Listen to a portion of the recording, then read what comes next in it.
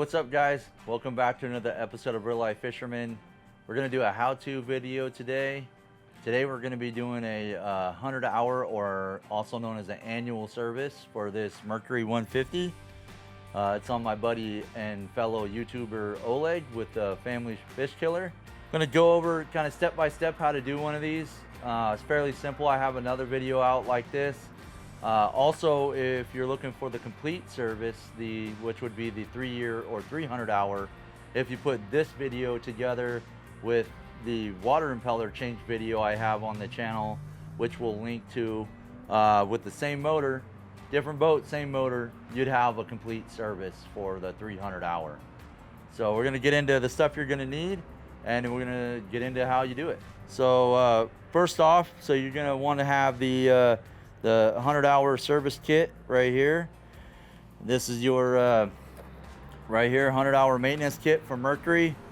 It's got your oil filter, fuel filter, and your gear lube seals in there. So that takes care of that. You're gonna need 7 quarts because it takes 6.3 quarts or 6 liters. If you're a Euro, it takes 6 liters or 6.3 quarts. So you're gonna need 7. You're gonna need a gear lube pump and 2 quarts of gear lube. It'll take a little more than 1. So you'll want to have that. Plus, I like to flush it out a little bit anyway. So make sure you have a little more than 1 quart. You're gonna need a half-inch ID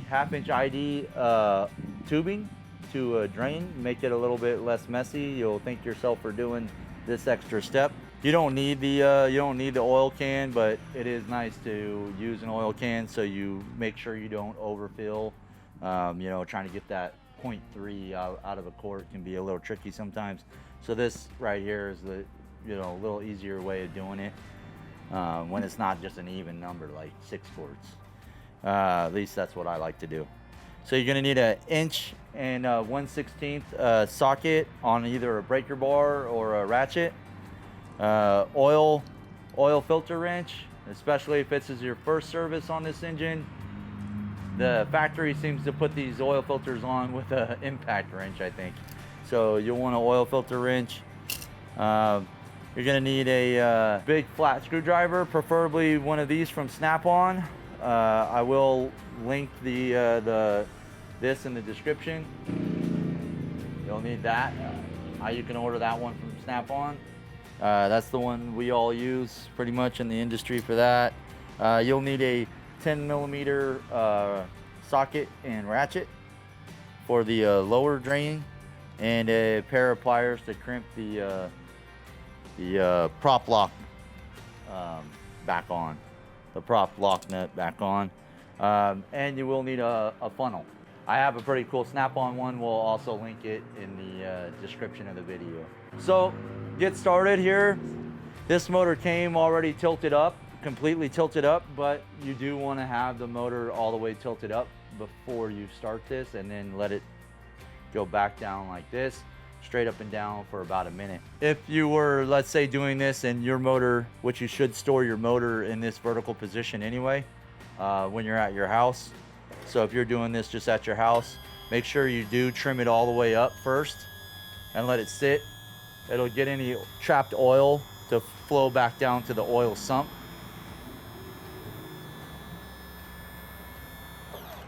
So you let it sit like that for about a minute, and then trim it back down. I'm gonna stop right there because it makes it easier to take the prop off at some kind of an angle. So typically you can back yourself up by holding the prop like this. If it's really on tight, you can wedge a block of wood here where my hand is so you don't smash your hand. But typically you can break them loose without doing that.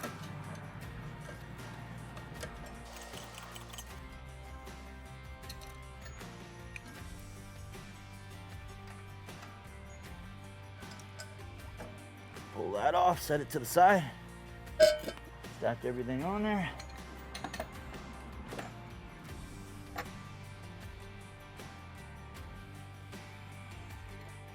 And so he does need a new bore sleeve. These are called a bore sleeve. They're what take up a little bit of the gap between the lower unit and the prop. You want to make sure you have one of these in good condition. These ones are missing the tab right here, and it's kind of worn down. So this will break soon, and then that will cause a performance loss because the exhaust gases are going to be blowing by the prop, allowing the prop to slip. They were currently out of them at the service center. Slide your drain pan underneath.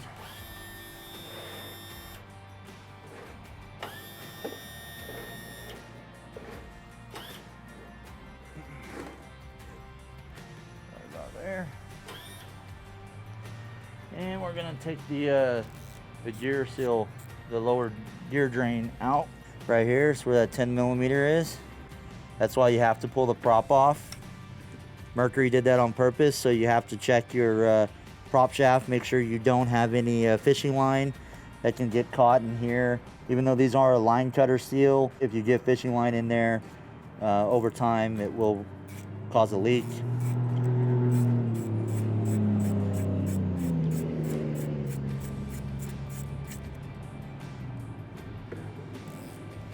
Get that draining. Now to get it fully draining, you have to pull the upper seal, the upper plug out, which is right here.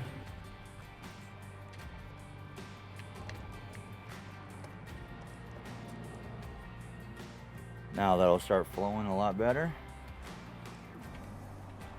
Okay, now we got that draining, we're gonna remove the cowling. If this is your first time removing the cowling, your lever to release is right here. Pull that, lift up with your thumb up here on the handle, and then tilt it kind of forward and lift up. Set that out of the way. We're just checking everything out right now. So we're gonna check dipstick right now just to see how his oil looks like.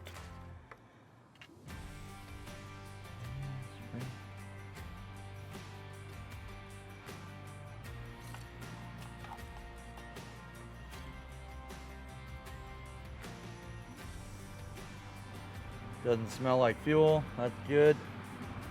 A lot of times if guys idle too much, you'll get the oil smelling like fuel. It'll be actually overfull on oil. These 4-strokes will make oil, they call it making oil.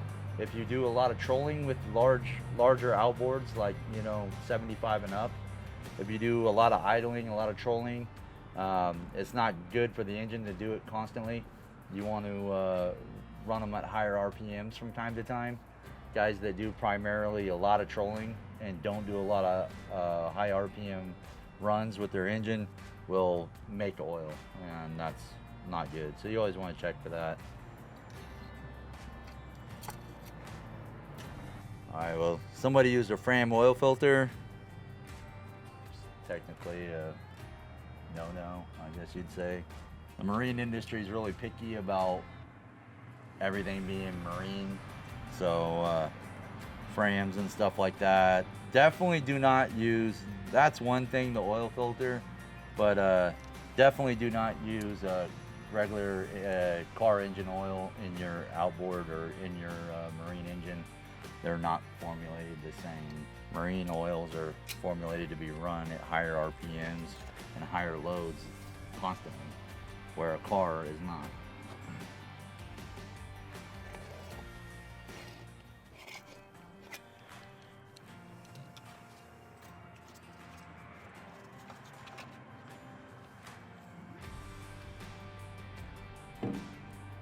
Set that out of the way.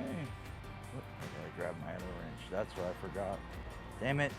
Ah, where'd I put it? Are you serious? Damn it, I forgot they need a 5/8 wrench. So one thing I forgot to mention, you do want to have a 5/8 wrench, open end wrench, to loosen the drain for the oil. So that's where you slide your tubing over that. That makes it drain really easy.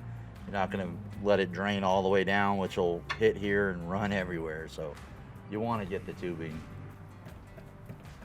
Boy, that is tight. Good grief. too tight. Good God, who did that? Don't do that. It doesn't need to be tight like that.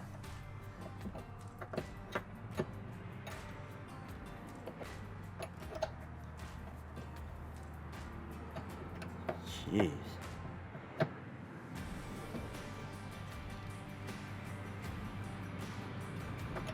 So you just want to back this off a few turns. You don't want to take this all the way out. You just want to get it to where the oil is draining a nice flow like that.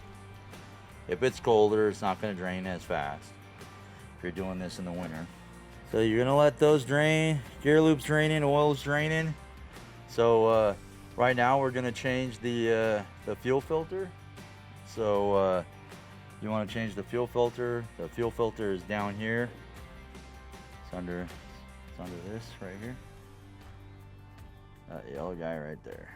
So to do that, to make that easier, you're gonna pull this pin off of the throttle linkage right here. Don't lose it. You're gonna pop this retainer right here, this little plastic clip. You're gonna pop that open, and then you're gonna pull the throttle cable off and up out of the way. Don't lose this little cap that goes over. Set that out of the way. If it stays in your way too much, you can zip tie it up, you know, up out of the way. So you're gonna pull this yellow handle backwards like that, and then pull it up like this. The fuel hose, you want to move it around that there, and then we're gonna change that filter. Let me get it out of the kit. Here's your filter and your gear seals. Don't throw those away or lose them. We're gonna put those on in a little bit. This is directional filter. It will mess up your engine if you run it the other way. You're gonna have problems. So make sure that the arrow is going away from the fuel tank. The fuel tank's coming from here. Your fuel line's running from here. So this is gonna go down in there like that. So we're gonna pull this off. To get these off, you're gonna push in on this red clip right here, push in and pull up. It's a quick release, like that. Take this off, push in, pull up. See, the arrow is going down, like that. It's gonna leak a little bit of fuel. Put your new one on, make sure that it clicks, like that, clicks. Put this back on, and then pop this one back on, like that. Make sure it clicks. Then you're gonna push everything back down. There's a hole down in there and the lower cowling that the fuel filter goes into. You're gonna push that down in there and secure the handle back underneath that. Then you can go ahead and put your throttle cable back on, put your white cap back in there, put that back on the linkage. Remember to clip this on and make sure that that snaps. Put your clip back in. There, just like that. That's all back on. Any oil that drained out of the filter will be caught in this little cup right here. You can either drain it from here, or if there's a lot of it, you can drain it. This is a drain right here. You pull this little cap out, it's a drain. But there's just a little bit in there, so I'm just gonna wipe it out. And we're gonna get our new oil filter out. I'm gonna take some of that oil that's draining, get it on your finger, just wet the seal. It'll all come in the kit, but if you're just buying the filter by itself, that's the number. At least for now, until they supersede it with another one. So you're just gonna spin that on, and then just go like a half a turn more. It doesn't need to be super tight. That's it. So just spin that on till it touches and snugs down, then give it another half turn or so more. That's all you really need. Okay, still draining. While it's still draining, we're gonna put our swap our seals out on our plugs. And good thing to pay attention to, this one does not have a seal on it. That means it's still stuck to the lower unit. You don't want to stack them up. So before I go filling this thing up, I gotta make sure I get that one off. It's the old one here. And these are reusable, but most normal shops and guys will tell you just replace them. Don't risk you know, damaging your lower unit with a bad seal that cracks when you put it back in for you know, like $1.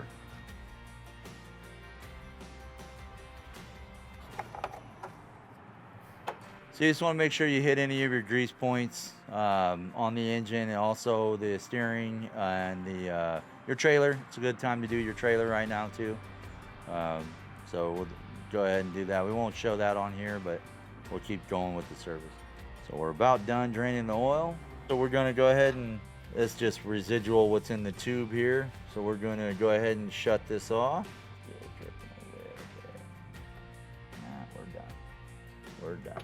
So we're going to go ahead and close this off.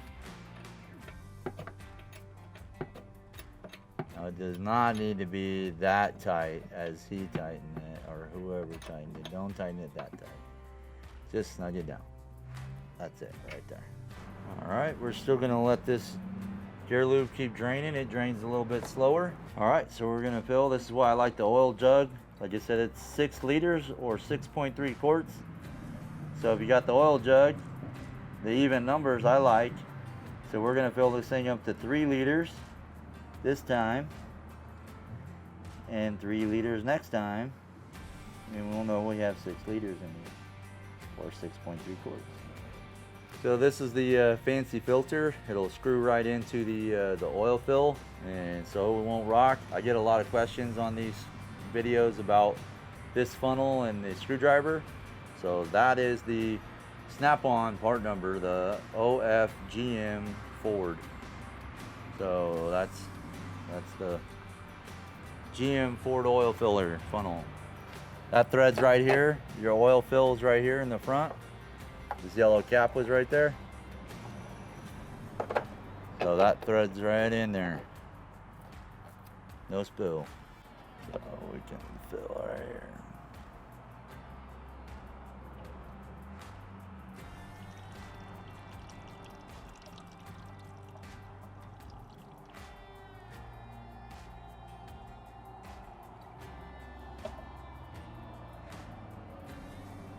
Okay, we're going to top her back off. Make sure you grab the 1030 and not the 90 weight.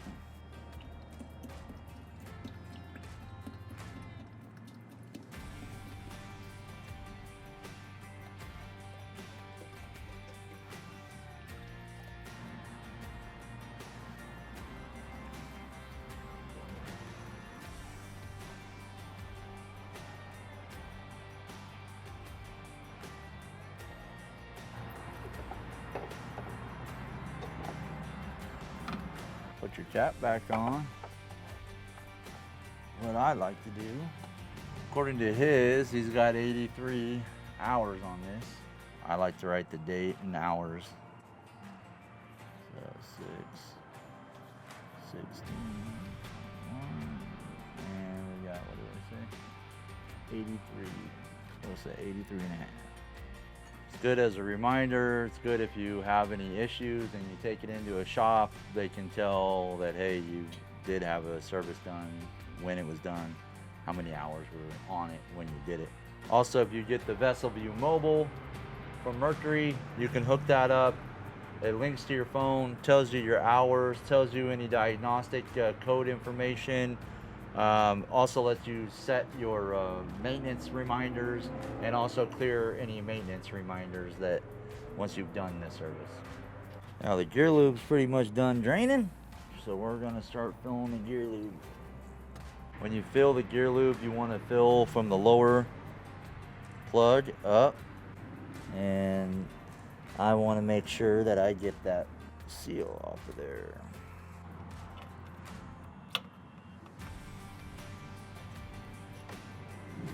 Got that off. So go ahead and thread your gear pump in. You want to get the Mercury High Performance Gear Lube, the 90 weight. Start pumping. You just pump till it flows out the side, the upper side vent hole.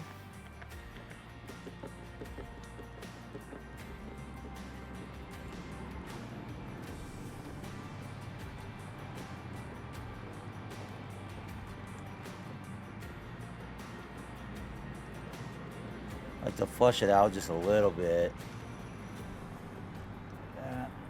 And we're gonna put our upper plug and seal back in. It's this short one. Tighten that down, tight. And I like to put the lower plug back in the socket and extension like that. And we're gonna twist this back out and put our plug back in. Put a ratchet on, snug it down. All right, so you can put the bore sleeve back in or replace it. And then you want to put some grease on your prop shaft. So you want to put some grease right here.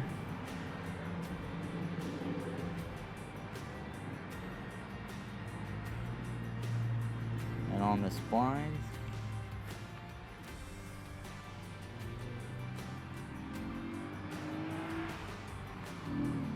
And we're going to reinstall the prop. Thrust washer goes back on this side out. So it's going to go on like that. This way. And you're going to install your prop. You also want to make sure that your prop, you don't have any damage. Your hub isn't spun inside.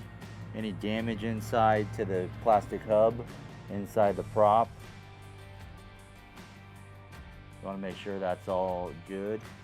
This right here slips in. There's these 4 notches here. They align in here in the hub. So if you do hit something, this is designed, the plastic inside of here is designed to break, hopefully, before damaging your lower unit. So that slides back into there in those 4 slots. And then you line up your splines. So now you just want to slide it on, align the splines. I keep 2 fingers on as I'm sliding the prop down the shaft until it touches, and then kind of give it a little rotation until the splines line up. Then go ahead and slide it on down. Then you're going to want to put your prop retainer on, the nut retainer on right here. Slide that on. There's 2 tabs there that you align, right here and here. Here and here. And put your nut back on. Grab your breaker bar, your 1 16" socket, spin it on.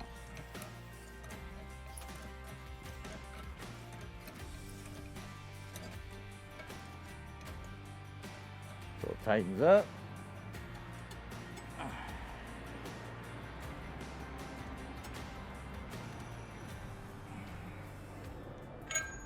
Then take your pliers and bend those tabs down, locking it on the nut.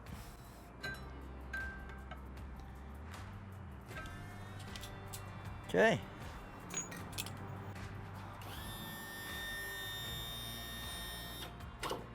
And we want to check our oil.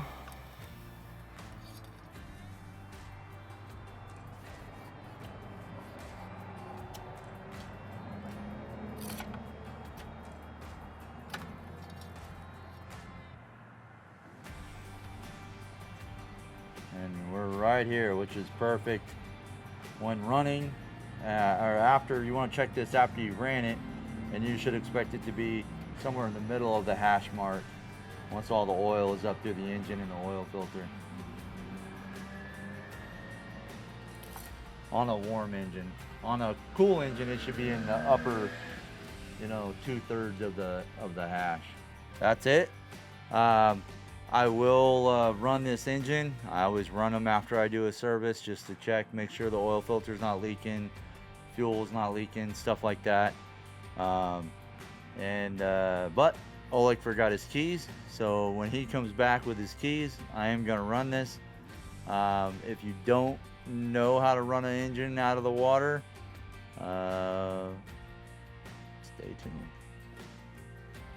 So we're going to put this cowling back on. It's basically the reverse of the way you got it off. Put it up and over. Bring the front down. Align the front. There's a little catch in the front. You want to line that up in the front till it's flush down like that. Here, I'll show that catch. So there's the catch here, and then down here there's these to this notch right here in the lower cowling. So that goes down in there, all the way down the front, and then come around here to the back and grab this and pull down till it clicks like that, and then you're snug. All right, guys, well, that's how you do a 100-hour or an annual service on a Mercury 150. It applies to a lot of other motors. I have a similar video on the 75, 90, and 115. And again, if you're looking for a 300-hour service, follow the link to the water impeller change on this same motor, and you'll have the full 300-hour service or 3-year service. Thanks for watching. Hope you liked the video. Hope you found it informative. If you did, please give it a thumbs up. And if you haven't already, subscribe to the channel. All right, guys, I'll see you on the next one.